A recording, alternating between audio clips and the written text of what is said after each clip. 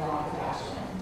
As you've heard and you will hear from speakers today, waste generated through the extraction of oil and natural gas, including production brine, can contain a number of pollutants such as chemicals, metals, and organic compounds that are harmful to human life and the environment, and excess salts that can corrode infrastructure and harm aquatic life and vegetation. And waste, particularly from extraction activities in the Marcellus Shale, can also contain naturally occurring radioactive materials such as radium-226 and radium-228, which are also present in production brines and contributing to serious health effects, including cancer. The New York State Department of Environmental Conservation, or DEC, currently allows the use of production brines in low volume, vertically fracked gas and oil wells and natural gas storage facilities to be spread on roads for de-icing, dust control, and road stabilization. Not properly controlled, this waste can run off into adjoining property and ultimately can contaminate rivers, streams, and underground aquifers that feed local drinking water supplies. All anyone wishing to use this waste material for road spreading has to do is to apply to DEC for permission, also called a beneficial use determination, or BUD. Such determination converts what is legally considered waste material, which is required to be handled and disposed of in specific ways required by law, into a non-waste that can then be reused.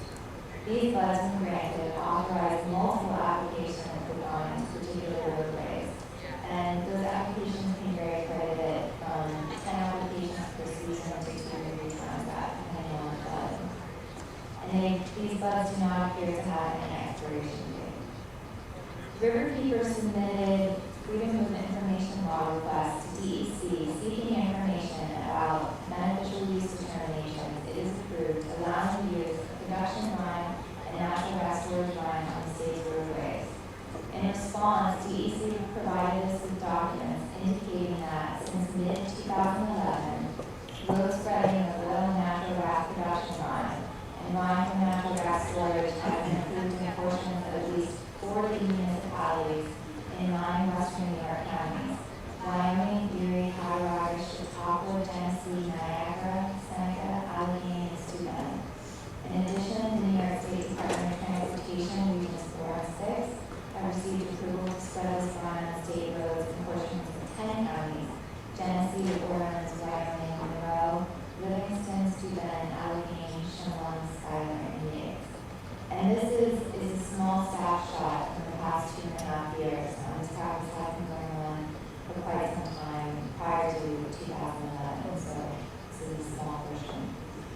The Riverkeeper also received brine testing results, which were submitted by the applicants at the time of their initial application. These test results showed excessive levels of chloride or salt in both natural gas production brine and brine from natural gas storage facilities.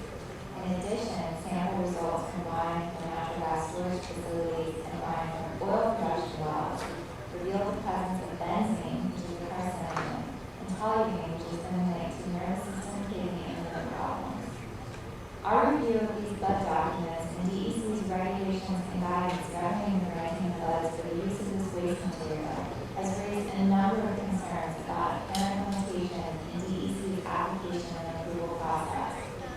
As set forth in the 2009 memo from DEC, at the time of the initial application, BUD applicants who wish to use oil and gas production brine for road spreading must submit testing results of a representative sample of brine from each well field that will be, over the course of the BUD, the source of the brine to be spread, not from each particular well.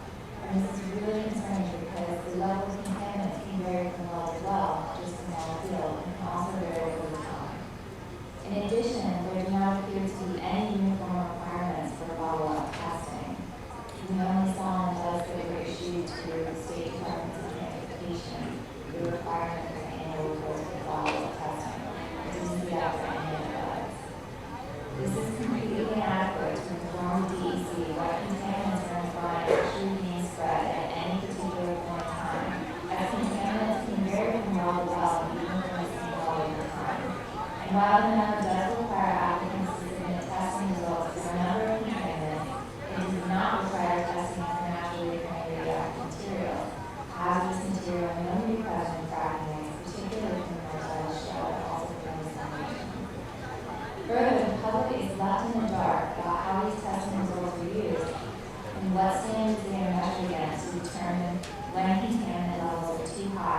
and would require the rejection of lead application.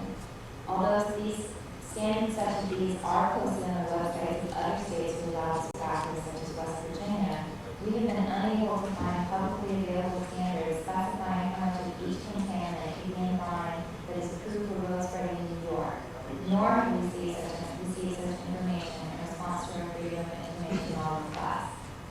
Finally, although blood recipients are often subject to limitations or conditions regarding the manner and location in which wine can be spread, there do not appear to be any provisions for monitoring or enforcement to ensure that blood recipients comply with those limitations.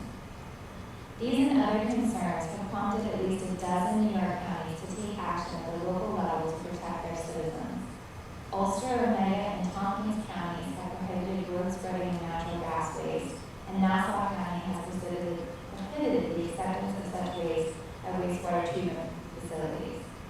Further, Westchester, Putnam, Rockland, Albany, Erie, Onondaga, Orange, and Suffolk counties have prohibited both road spreading and acceptance of fracking waste at wastewater treatment facilities. We've been involved with a number of these efforts, and I can tell you that many of them did pass with broad bipartisan support at the county level. At the state level, we commend legislators, including Senator Patrick, who's here with us today, who have introduced legislation that would address the improper use and disposal of fracking waste. We commend these efforts and urge the Senate to follow the example of the counties and municipalities leading the way on this issue and enact statewide legislation protecting all New Yorkers as soon as possible. Thank you for the opportunity to address this important issue. Thank you, Ms. Duvall. Before we release our first panel, do any of my colleagues here have questions? Oh, I see that Senator Serrano has joined us. Thank you for being here. Does anybody have questions for this panel? Senator Kachuk? I want to thank all of you for your testimony and really appreciate that you wrote it all down because I plan to study it. This is quite in-depth, and I just want to let you know that I really appreciate the effort that went into putting this together. I have a question for Mr. Hahn. Regarding the Auburn wastewater treatment issue, you know, the city had a ban and they had to do the headworks analysis.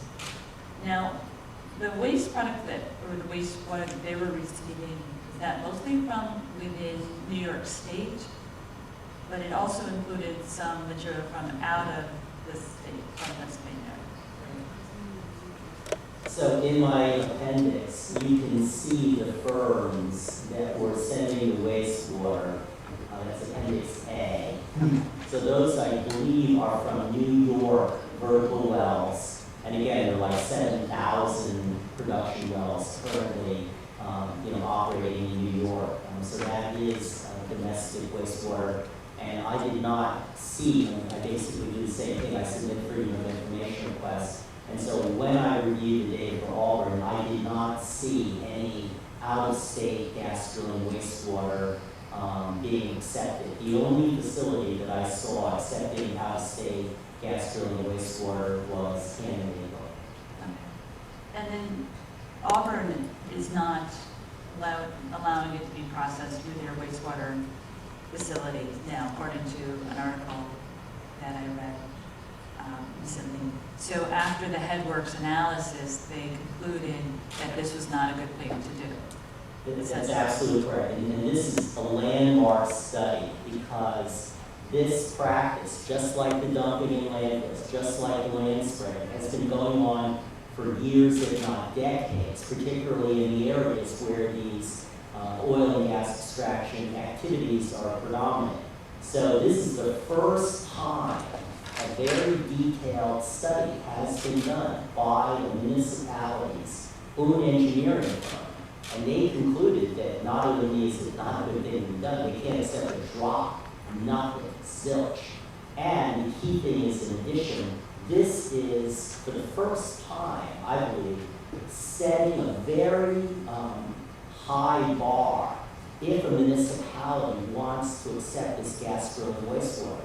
So as you may know, there is no categorical standard for accepting wastewater at a treatment plant or for dumping its wastewater into the environment pursuant to federal law, the Clean Water Act. Okay, so all various kinds of industrial categories that are regulated, this include oil and gas extraction. So after these data in Auburn came to light in the Drilling Down series in the New York Times, US EPA, to their credit, initiated a categorical wastewater regulatory proceeding, but that's not complete. However, they had very stringent testing and headwork analysis requirements that had never been enforced in New York until Auburn. So thank you, Virginia Wong, the pre-treatment coordinator for Region 2. And I would note that she took action on behalf of EPA after DEC did not. DEC just left a phone message in 2008, yeah, you can take as much as you want. So now, again, this is a very important landmark case that applies not only to other POTWs in New York, but arguably from coast to coast. So I believe that wastewater from gas extraction is the Achilles heel of fracking, because up until now, you've been able to just dump this stuff on roads, dump it into local wastewater treatment plants, and that, again, is not requiring this material. It's very toxic radioactive material to be managed properly. And if it is managed properly, the cost of shale gas extraction is going to skyrocket. And I would also note that it's been mentioned that they're trying to get companies to recycle this material. That is totally improper. About half of all New Yorkers drink water from the ground. And so if you inject this contaminated wastewater back into the ground, you can only do it because there's a regulatory exemption from these very stringent GA, groundwater A, drinking water quality standards in New York. Because so many people, notably on Long Island, drink water from the ground. So we have very strong protections in New York. And finally, after so many years of these issues coming to light, being documented, we're finally getting some traction here. But that is a very critical issue, and that's how today's forum is so important. And Auburn is now going to set a very high standard that hopefully will prevent gas field and wastewater from being accepted into anywhere in New York and maybe in the whole country. Senator Cruz, go ahead. Thank you. All three of you did such incredibly technical testimony, and I was reading it as we were going along. It's very scary, being a non-scientist. It's pretty terrifying that this is going into New York's water system through all these different ways. Is there anything equally scary going on from any other activity with to impact our water? Or is like this the scariest? That's not a scientific question, but it's quick. No, But I don't think people understand the risks and the dangers that we're already facing. And I was just wondering, are there other ones we ought to be looking at like this? well, I don't know if there are, but I could make it more scary for you. Okay, thank you. Comparing it to another case I have on special counsel in Niagara County. And Niagara County is opposing the building of a new hazardous waste landfill in the county. It's the only RCRA hazardous waste landfill in the state. There is a limit on radioactive material that can come into that landfill. The DEC is supposed to know. And that is slightly, no waste that has radioactivity slightly above background may be disposed in the landfill. That's in glaring contrast to what's going on with these municipal solid waste landfills, where the DEC is saying there's no limit to the radioactivity, the radioactive concentration of the waste being there. So I invite you to go to toxicstargeting.com. You can type in your address using our internet map server, and you can see what kinds of toxic sites are around where you might live or where you might have concerns. And you're right, you're going to be absolutely shocked. So you'll recall that when DEC Commissioner Pete Grants was fired, it was because of a memo that Stu Ruskin, the Executive Deputy Commissioner, wrote. And he basically told Governor Patterson, if you cut the DEC anymore, we can't protect public health. And that is an incredibly detailed, revealing document.